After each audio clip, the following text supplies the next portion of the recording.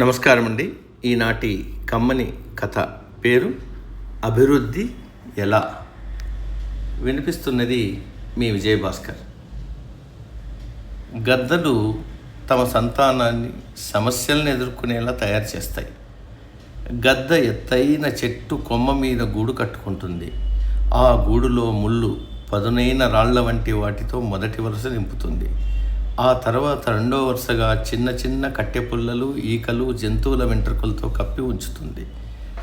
గద్ద పిల్లలు పుట్టినప్పుడు ఆ పిల్లల చుట్టూ ఆ మెత్తటి పొర రక్షణగా ఉంటుంది.